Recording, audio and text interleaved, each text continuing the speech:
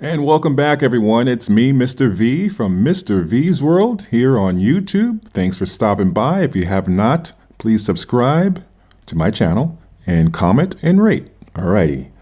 Today's show is going to be, very simply put, a podcast about IQ and IQ testing. Is IQ testing a proper measurement for being smart or considered intelligent? And also, can intelligence be something that is inherent, meaning it's in the genes? All right. Let me rub my fingers on this one. Here's some history. In 1904, Alfred Binet, who was a French clinical psychologist, defined a way to actually, he came up with a test to determine if children who were in need of remedial education because they are falling behind, if there was some way to measure their actual intelligence and quantify that, and also to define if they are indeed basically special needs children, to put it politically correct. Now, this is back in 1904, okay? Now, he had devised this system, if you will, program. And the interesting thing I find to this story is it was written in French, and when it was translated in English, it took on a whole nother life of its own. And what happened subsequently is his original test had evolved into the basics for what we now call eugenics. And as you know, eugenics is basically the study and the belief that there is such a thing as selective breeding. So basically, it's in the genes. If a person is of a different race, they may or may not be considered smart or not smart based solely on their genes. And one more tidbit, Henry H. Goddard, who also was a psychologist, clinical psychologist, I believe, he took the data and the approach of Alfred Binet and kind of twisted it around. And he devised 3 different categories that people are placed in. One was normal, the other, idiots, and the third was imbeciles. Okay, but he also, in addition, added in a new classification of morons. Now, intelligence, the IQ test rather, it doesn't measure wisdom, and it does not measure social intelligence or musical creativity, which is a bit odd, I think. Some of the most well-known musical geniuses, I can name a few of them. Let's take Stevie Wonder for one. This guy is self-taught. He learned in the church. And how many instruments does he play? Does he play? I mean, too many to count. I've met people on the street who they don't look like they went to college, but they spit mad game. I mean, like some of the things that come out of their minds and out of their mouths is just, it's freaking better than Plato. So this is what my question is to you and everyone who's listening. Is intelligence, i.e. the IQ test itself, unto itself, the true definition and the best way to measure someone's intelligence or smarts overall? Now, here's something interesting about race. Asians are considered the highest individuals or race. And I don't like to use the word race, but let's say ethnic group, with the highest capacity for high intellect. Now, we probably can argue this a little bit, but let's just keep it where it is. This is the data. They are amongst the highest per IQ, right? Followed by whomever and whomever and whomever. Now, I watched a documentary about this, and the doctors And the genealogists were saying that the reason they believe Asians do better in IQ tests is they study hard. And they have a propensity for this because of their belief system, their family structure belief system, dating way back even to Confucius times. Okay, so in other words, Confucius, as you know, was a Chinese philosopher who lived somewhere around, if I'm not mistaken, 600 BC. His teachings and his philosophies have permeated throughout Asia, spread to Japan, and subsequently through the other Asian countries. And the person whom I was watching, a doctor, he did a study and he said, well, Asians who migrated to America, who are third, fourth generation, et cetera, they came from basically nothing and they are succeeding because in the family structure, this is highly, highly supported and important for success.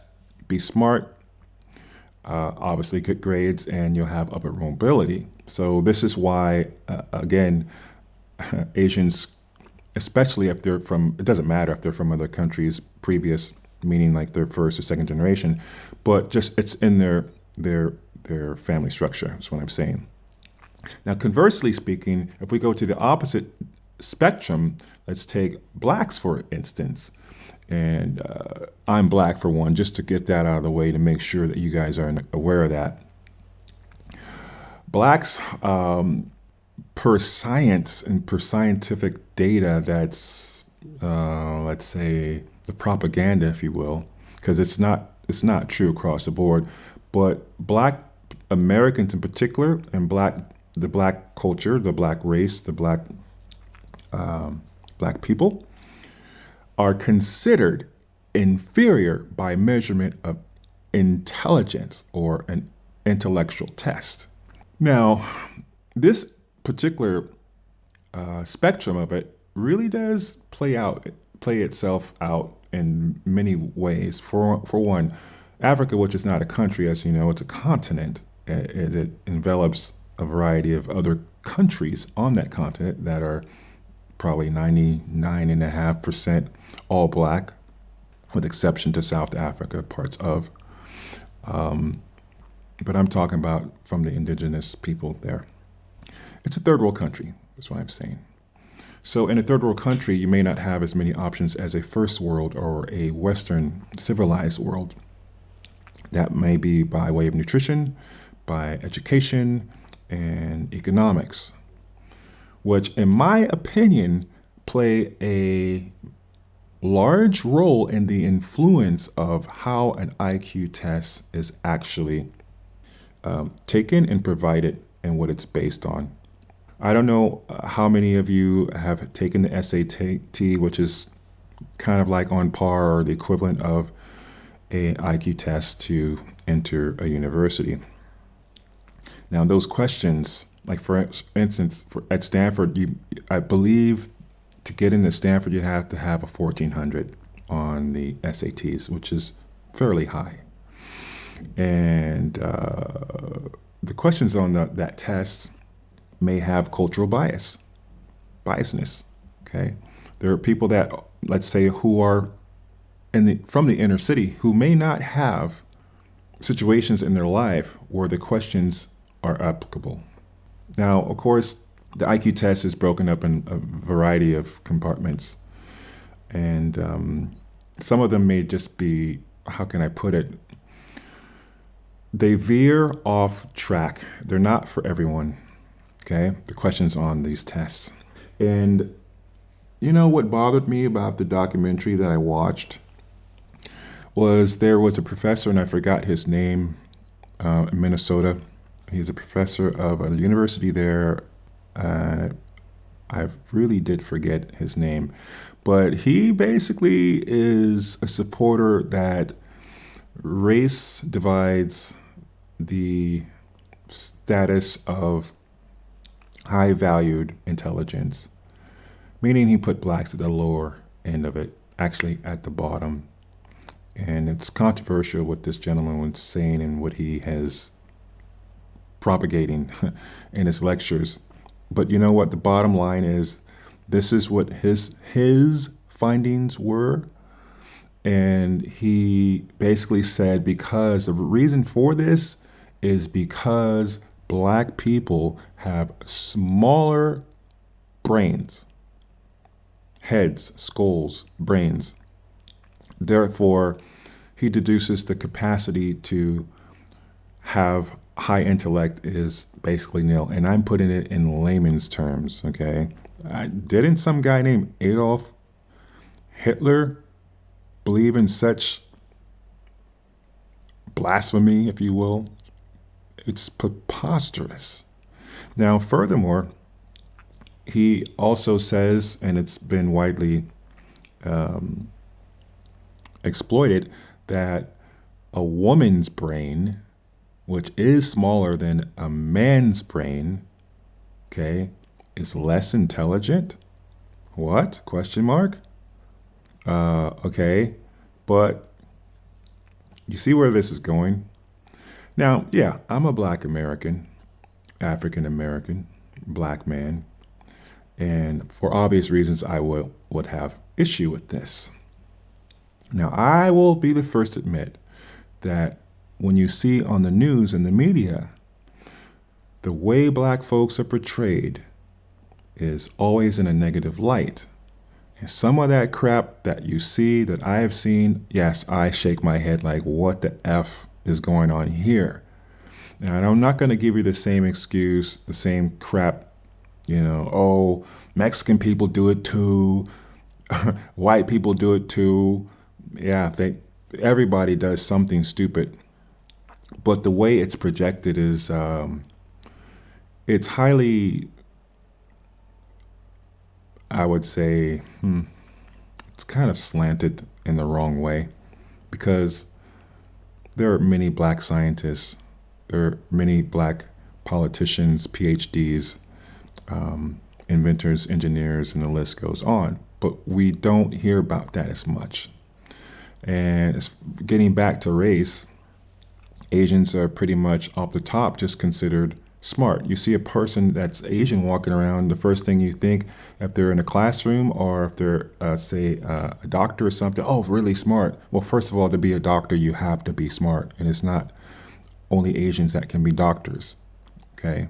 There are Hispanics that are doctors. There are East Indians that are doctors, blacks, Caucasians, and so forth. So this whole intelligence thing, I think, is the testing I'm talking about, per se, is kind of unfair, if you will.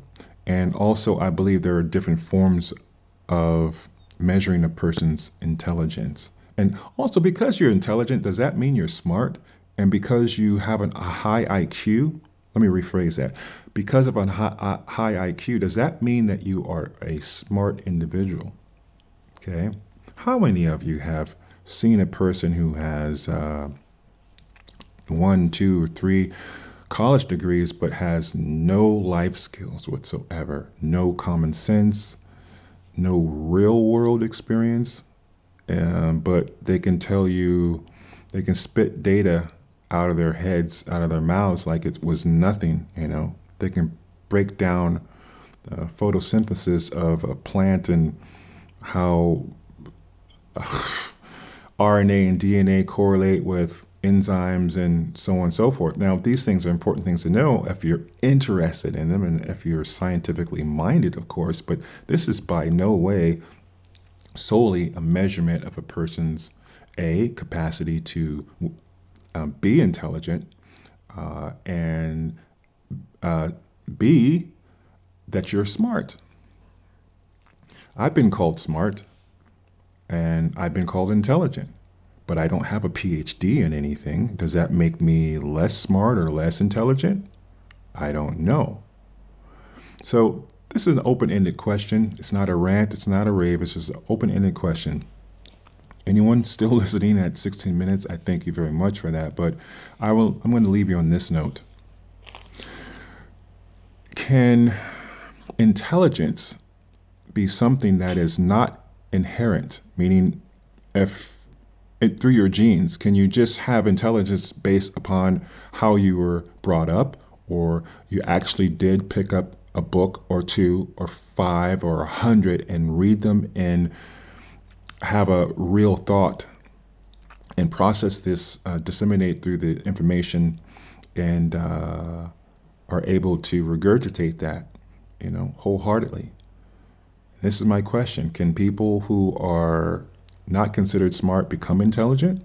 People who are coming from a place where intelligence runs in the family because of their good genes or their superior genes, as the Aryan race likes to believe they have. Have you seen some people that follow the documentation, the dogma of the Aryan